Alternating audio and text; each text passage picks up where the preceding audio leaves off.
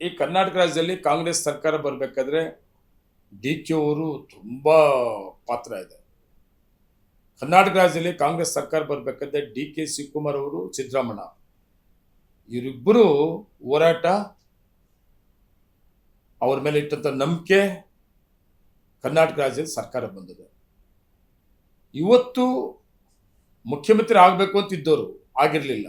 ಅದು ಕೂಡ ತುಂಬಾ ತಾಳ್ಮೆಯಿಂದ ಸಮಾಧಾನವಾಗಿ ಇಲ್ಲಿವರೆಗೂ ಎಲ್ಲೇ ಒಂದೇ ಒಂದು ಸ್ಟೇಟ್ಮೆಂಟ್ ಆಗಿಲ್ಲ.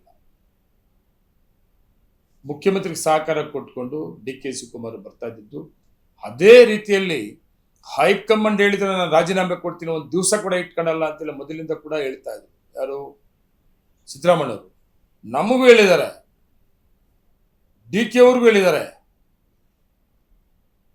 ರಾಹುಲ್ ಗಾಂಧಿ ಅವರು ರಾಜೀನಾಮೆ ಕೊಡು ಅಂತ ಹೇಳಿದ್ದು ಒಂದು ದಿವಸ ಕೂಡ ಇಲ್ಲ, ಅವತ್ತೇ ರಾಜೀನಾಮೆ ಕೊಡ್ತೀನಿ ಅಂತ ಹೇಳಿದ್ದಾರೆ. ಹೈಕಮಾಂಡ್ ಕರೆದ ಮೊನ್ನೆ ಹೇಳಿದ ತಕ್ಷಣ ಅಧಿಕಾರ ಆಸೆ ಅಂತಿಲ್ಲ ಅವರಿಗೆ. ದೊಡ್ಡ ಇವತ್ತು ದೇಶದಲ್ಲಿ ಒಂದು ಮಾದರಿ ಆಗಿದ್ದಾರೆ. ಮಾತುಗೆ ತಪ್ಪಿದವರು ಅಂತೇಳಿ ಎಷ್ಟೋ ಜನ ಮುಖ್ಯಮಂತ್ರಿಗಳು ನಮ್ಮ ಕರ್ನಾಟಕದಲ್ಲಿ ಕೂಡ ಇದ್ದಾರೆ. ಅಧಿಕಾರ ತಗೊಂಡ್ಮೇಲೆ ಅಧಿಕಾರ ವಾಪಸ್ ಕೊಡಕ್ಕೆ ಎಷ್ಟು ನೋವು ತಿಂತಾರೆ ಅಂತ. ಎಷ್ಟು ಜನ ಗೋಳಾಡಿದ್ರು ಕೂಡ ಹೈಕಮಾಂಡ್ಗೆ ಬೆಲೆ ಕೊಟ್ಟು ಮುಖ್ಯಮಂತ್ರಿ ರಾಜೀನಾಮೆ ಕೊಟ್ಟಿದ್ದಾರೆ. ಇವತ್ತು ಅಷ್ಟೇ 28 ಎಲೆಕ್ಷನ್ ಮುಖ್ಯಮಂತ್ರಿ ಡಿ ಕೆ ಶಿವಕುಮಾರ್ ಅವರು ಮತ್ತೆ ಸಿದ್ದರಾಮಣ್ಣವರು ಇವರಿಬ್ಬರು ಹೋರಾಟ ಒಟ್ಟಿಗೆ ಜೊತೆಲಿದ್ದಾರೆ. ಈಗ ಮುಖ್ಯಮಂತ್ರಿ ಡಿ ಕೆ ಶಿವಕುಮಾರ್ ಅವರು ಆದರೂ ಕೂಡ ಒಂದು ಮಾತು ಹೇಳಿದ್ದಾರೆ ಮೊನ್ನೆ CLP ಕೂಡ ಸಿದ್ದರಾಮಣ್ಣವರು.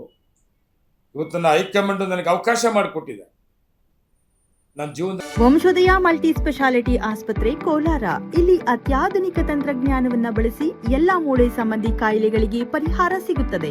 ಮೊಣಕಾಲು ನೋವು, ಬೆನ್ನು ನೋವು, ಸ್ಪೋರ್ಟ್ಸ್ ಸಂಬಂಧಿ ಸಮಸ್ಯೆಗಳು, ಮೂಳೆ ಮುರಿತ, ಸ್ಪೈನ್ ಶಸ್ತ್ರಚಿಕಿತ್ಸೆ, ಜಾಯಿಂಟ್ ರೀಪ್ಲೇಸ್ಮೆಂಟ್ ರೀತಿಯ ಎಲ್ಲಾ ಮೂಳೆ ಸಂಬಂಧಿ ಚಿಕಿತ್ಸೆಗಳಿಗಾಗಿ ಸಂಪರ್ಕಿಸಿ 7270727770 ವಂಶೋದಯ ಆಸ್ಪತ್ರೆ ಕೋಲಾರ. ಮರೆಯಲ್ಲ. ಮತ್ತೆ ನನ್ನ ಗುರಿ ಇರೋದು, ನಾನು ರಾಷ್ಟ್ರೀಯ ರಾಜಕಾರಣಕ್ಕೆ ಹೋಗಲ್ಲ, ರಾಜ್ಯ ರಾಜಕಾರಣದಲ್ಲಿ ಇರ್ತೀನಿ. 28ಕ್ಕೆ ಮತ್ತೆ ಕರ್ನಾಟಕ ರಾಜ್ಯದಲ್ಲಿ ಕಾಂಗ್ರೆಸ್ ಸರ್ಕಾರ ಬರೋದಕ್ಕೆ ನಾನು ಹೋರಾಟ ಇರ್ತದೆ. ನಾನು ರೆಸ್ಟ್ ತಗೊಳ್ಳಲ್ಲ, ನಿವೃತ್ತಿ ಆಗಲ್ಲ ಅಂತ ಕೂಡ ಘೋಷಣೆ ಮಾಡಿದ್ದಾರೆ. ಇವರಿಬ್ಬರು ಜೊತೆಲಿರ್ತಾರೆ. ವಿರೋಧ ಪಕ್ಷದವ್ರು ಏನು ತಿರುಕನ ಕನಸು ಕಾಣ್ತಾ ಇದ್ದಾರೆ. ಇವತ್ತು ಕರ್ನಾಟಕ ರಾಜ್ಯದಲ್ಲಿ ಏನು 5 ಗ್ಯಾರಂಟಿಗಳು ಕೊಟ್ಟಿದ್ದಾರೆ ಇಬ್ಬರು ಸೇರಿ ಕಾಂಗ್ರೆಸ್ ಸರ್ಕಾರ. ಡೆವಲಪ್ಮೆಂಟ್ಸ್ ಆಗ್ತಾ ಇದೆ. ಇನ್ನೂ 2 ವರ್ಷ ಅವಕಾಶ ಇದೆ.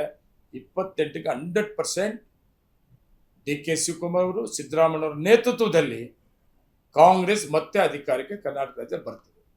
ಅದು ಹೈಕಮಾಂಡ್ DCM ಮಾಡ್ತಾರೋ ಬಿಡ್ತಾರೋ.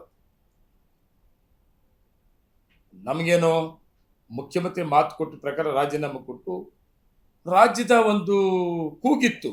ಡಿ ಕೆ ಶಿವಕುಮಾರ್ ಅವರು ಒಂದು ಹೋರಾಟಗಾರ, ಪಕ್ಷ ಕಟ್ಟೋದಕ್ಕೆ ಅವ್ರದೇ ಆದ ಒಂದು ಶಕ್ತಿ, ಹೋರಾಟ ಎಲ್ಲ ಆಗಿದೆ. ಬೇಕಾದಷ್ಟು ನೋವುಗಳು ತಿಂದಿದ್ದಾರೆ. ಡಿ ಕೆ ಶಿವಕುಮಾರ್ ಅವ್ರನ್ನ ಮುಖ್ಯಮಂತ್ರಿ ಮಾಡಲಿಲ್ಲ ಅಂದ್ರೆ ಎಲ್ಲೋ ಒಂದ್ ಕಡೆ ಮೆಸೇಜ್ ಬೇರೆ ಹೋಗ್ತದೆ ಅನ್ನೋದಿತ್ತಲ್ಲ, ಇವತ್ತು ಕ್ಲಿಯರ್ ಆಗಿದೆ. ಇದೇ ಜನ ಬಯಸೋದು. ಮಂತ್ರಿಗಳು ಯಾರು ಆಗ್ತಾರೆ, ಉಪಮುಖ್ಯಮಂತ್ರಿಗಳು ಯಾರು ಮಾಡ್ತಾರೆ, ಇದು ಯಾರು ಜನ ಕೇಳಲ್ಲ. ಸಿದ್ದರಾಮಯ್ಯ ರಾಜೀನಾಮೆ ಕೊಟ್ನಾ? ರಾಜೀನಾಮೆ ಕೊಟ್ಟರು. ಇವತ್ತು ಮಾತು ತಪ್ಪದ ನಾಯಕ ಏನಪ್ಪ ಸಿದ್ದರಾಮಯ್ಯ ಹೆಸರು ಮಾಡಿದ್ದಾರೆ. ಡಿ ಕೆ ಶಿವಕುಮಾರ್ ಅವರು ಮುಖ್ಯಮಂತ್ರಿ ಆಗಿದ್ದಾರೆ. ಇವೆಲ್ಲ ಉಪಮುಖ್ಯಮಂತ್ರಿ, ಮಂತ್ರಿ ಯಾರನ್ನೋ ಮಾಡ್ತಾರೆ. ಉಪಮುಖ್ಯಮಂತ್ರಿ ಆಗಲಿ ಆಗದೆ ಹೋಗ್ಲಿ, ಇವೆಲ್ಲ ಕೌಂಟ್ ಬರಲ್ಲ.